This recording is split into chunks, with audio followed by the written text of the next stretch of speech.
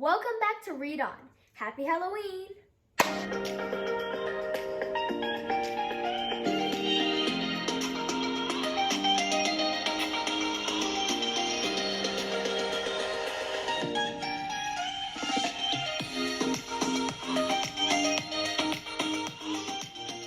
Hello guys, and welcome back to my channel, Read On.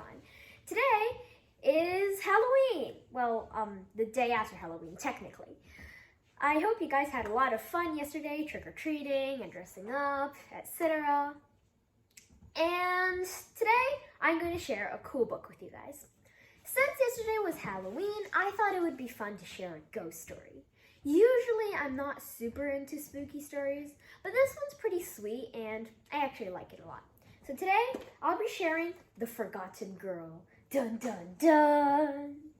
So, this book, The Forgotten Girl, written by India Hill Brown, is about a girl named Iris and her friend Daniel. And one day, they sneak into the woods at night and go play with snow. And they throw snowballs at each other. Ugh, sounds cold. And then Iris makes a nice snow angel. Yay! And when she makes the snow angel, she accidentally reveals a headstone of a young girl named Avery Moore. Ooh, spooky. Anyway, then she and Daniel are super freaked out, so they just run all the way home. And Iris can't help but have nightmares all night about a girl with giant black eyes. So this book is about Iris and how she kind of feels like she's always being left out and no one really listens to her and she feels forgotten. And one day when she and Daniel discover Avery Moore's headstone, they discover that this forest that they've been playing in is actually right above a forgotten black cemetery. When they do some research, they realize that in the old times, cemeteries used to be segregated. And so when Avery Moore and a few other black people died, they weren't allowed to be buried in honored places. And instead, they were just thrown away in this cemetery that people just ended up forgetting. And that was kind of mean. You know, at least they're dead and they don't care, right? No. So Avery is not satisfied with this. So she comes back as a very demanding and annoyed ghost. And when she realizes that nobody had remembered her. And it turns out Avery did a lot of good deeds for the school that she was buried next to. So when she realized she'd been forgotten, she was very jealous. And she just wanted everyone to remember her again. And this kind of relates to the feelings of Iris when she realizes she's been left out in a lot of stuff. For example, she's the captain of the step team. And one day, her school has a young captain's awards ceremony where they honor all of the club captains, such as dance, swimming, etc. But they just happened to forget Iris, and she wasn't invited to this award ceremony, even though she was the captain of the step club. So unfair, right? And she ended up feeling really forgotten, and this kind of parallels with the feelings of Avery. So then Avery kind of feeds on this feeling, and she is worried that people will still forget her. So she wants to have a forever friend. So she tries to bring Iris down with her and try to get her killed. Wow, that got a lot dark. Because she thinks that if she and Iris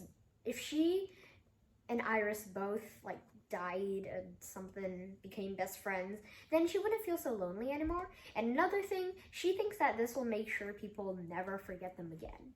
Which, so Iris and Daniel, feeling bad for this forgotten cemetery, they decide to start a cleanup project about it. And they do some research and they decide to have a presentation for the class.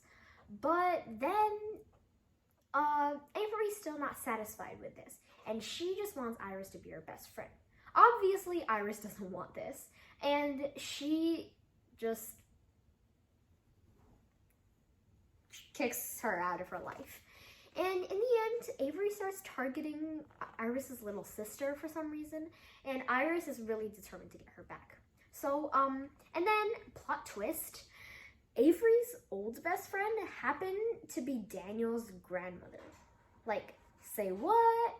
And, spoiler alert, Daniel ends up getting his grandma over, and she and Avery make up, because apparently they had a giant fight before Avery died. And I just feel like Avery and Daniel's grandmother's lives are really paralleling right now to Iris and Daniel's lives, because it kind of goes like this. So Iris and Avery both felt like they were being forgotten for important things. Like, Avery, basically helped found the school, but she was just buried and forgotten, and no one cared about her. Iris, on the other hand, no one just thought she was important enough to be invited to the captain award ceremony, and a lot more. It wasn't just some stupid award ceremony.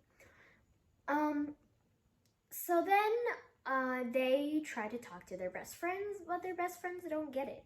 And they end up having a giant fight, and they go to the lake, and, Avery tries to give Iris the same fate that she ended up with, because Avery and Daniel's grandmother had this giant fight, and then she ended up dying before they could make up, which is just really sad. And she tries to take vengeance and do this to Iris as well. But in the end, they managed to save Iris and get Iris's grandmother and Avery back together again, which is just really nice. And I particularly, like I said before, I hate ghost stories. Like, they just make me freak out because I'm a giant scaredy cat.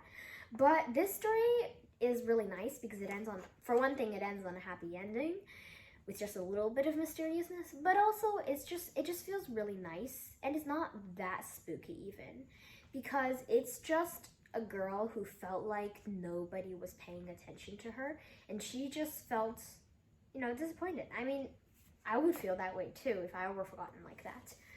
Actually, I have felt that way a few times, and I'm pretty sure you guys have too, so this could probably teach you a little something.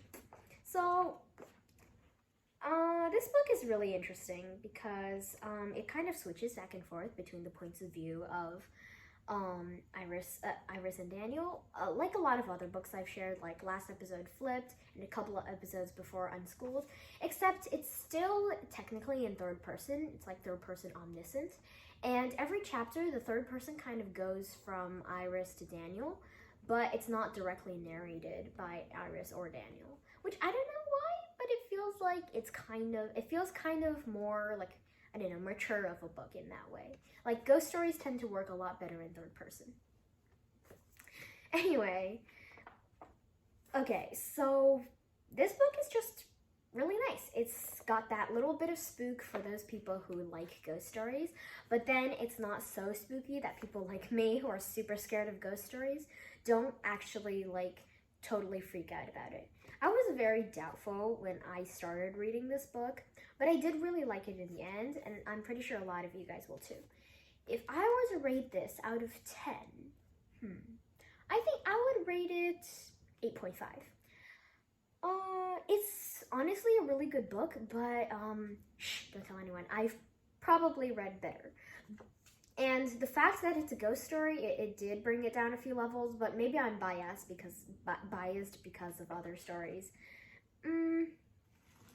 Otherwise, it's just a really great book. I don't think I've ever rated anything under 7. So, in general, that's a pretty good rating. So yeah, The Forgotten Girl, India Hill Brown. You should totally read it. It's pretty good.